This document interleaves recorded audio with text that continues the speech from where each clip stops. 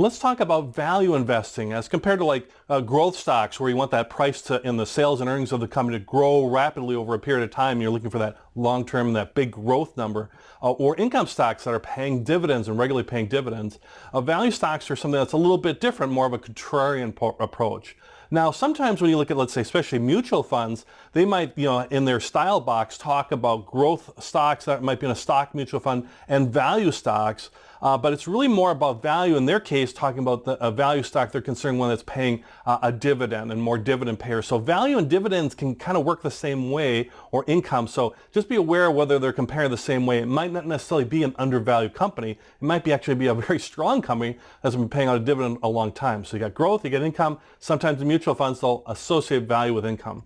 But what we want to talk about, how we associate value investing, and you might see the courses and things around value investing, is that's what you're looking for is undervalued organizations or companies. You evaluate companies, you put a value on them, and some might be undervalued, or they're hidden gems, right? That's what you're looking for, is this something has happened and some reason they're undervalued, their stock price is lower than it should be, and it's a great opportunity to kind of buy low. And the market has undervalued them for some reason. Maybe there was some recent bad news, right? Maybe things have been going good, but they announced some bad news and had to close some locations, or their new product is not doing as well as they thought, or whatever. There's some recent bad news that drives the stock price down.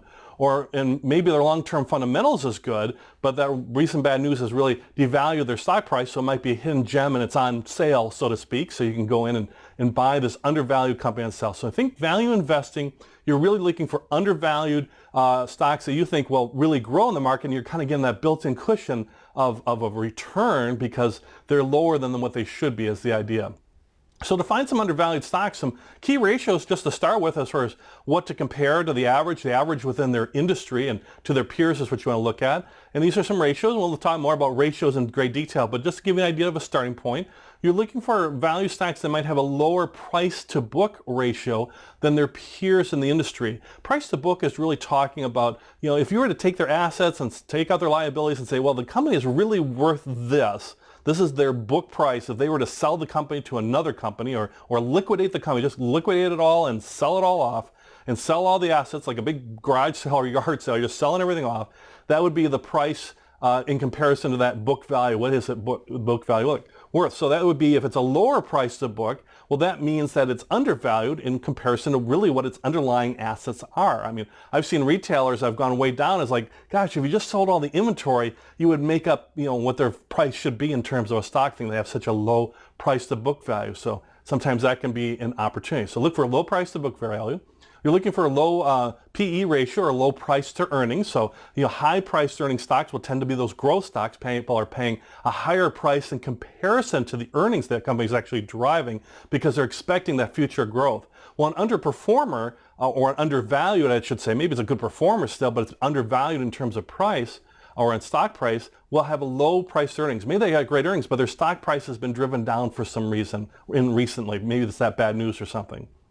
If the company happens to pay a dividend, it will have a high dividend yield. Where yield, we're looking at the percentage of dividend paid out compared to its price, so it'd have a high dividend yield because the price has come down, but the dividend is the same, so you're actually getting more for your money. The percentage you're going to get out is going to be better because the price has come down on that side of the equation. Companies that have rapidly rising prices as far as their stock price have lower dividend yields. So compare it within the industry once again. And look at things like the future. What's the future look like? What's the growth look like? What's their cash flow looking right? Is their cash flow good? Are they able to pay their bills? Do they have low debt? Things like that might also be good signs around a value investing strategy. And the whole idea of value investing is it's a real contrarian strategy. You might even hear called contrarian strategy, contrarian being opposite, right? If the market says this stock's no good, it's a dog, let's drive the price down, people are selling like crazy. Well, and you're the one saying, no, the market's making a mistake here. I'm going to buy into this because it's just getting driven down way too low. I think there's a good upside in this stock for a variety of reasons. And we'll look at an example here in a moment, one from my own life that I can share with you. But that's the idea, that you're kind of doing the opposite of what the market is saying. So it can be very subjective if you think about it. Sure, we can look at ratios. Sure, we can do a lot of detailed analysis. But in the end, you think it's undervalued. Others think it's overvalued and they're trying to get out of it. I mean, you think about just that its nature of stock trade. It's somebody who's selling a stock for whatever reason. They don't think it's any good anymore. Or they're going to do some other things. And there's somebody buying. It's a trade. There's always a buyer and seller. So if you think it's undervalued and you want to buy, that means there's somebody else on the other end who thinks, no, it's not so good. I want to sell it. And they're looking to get rid of it. So they think it's going to go down further, and you think, well, hopefully it's going to go up. And it's also like one thing with value stocks and contrarian investing, it's hard to time the market. It's very impossible to time the market and to buy at the absolute rock bottom. Right? So it's hard to do that, real hard to do that. Experts can't do that. I mean, people do this for a living. Professional people sit in the Wall Street office all day long trying to do that, not successful with it. But you try to buy maybe near the bottom is great with a contrarian or a value investing strategy. So don't be surprised if you're taking a bet on a company, on a contrarian or underperforming company, that it goes down for a period of time right after that. That's natural. That's normal. It might go down as it reaches its bottom for a few months, maybe a few years, for all you know. But if it's a long-term thing, might be so high in the long term, especially if you're looking at holding something like a buy and hold investor and you want to hold it for 10 years, well, you got a lot of time for that to make it up. If you really think it's a great stock that's just been, in the shorter term, whatever the shorter term is, been undervalued. So value investing is great if you like to buy low and sell high. Well, I guess who doesn't, right? If you like risk, because they can be risky, because they could be on that elevator down or that lift going down, and they just continue to go down. They never come back, and you got to get out and capture what you can, because maybe they were a dog, and sometimes that happens. And you want to let time work for you. If it really does go down a bit and then turns around and you're now coming up, you want to let that time, reap the reward of that time, and then you sell it later when it's reached more of a peak or start on that upper end. Once again, you can't really predict the very top or the very bottom, but you're in that range and you're trying to buy it at the low end of the range.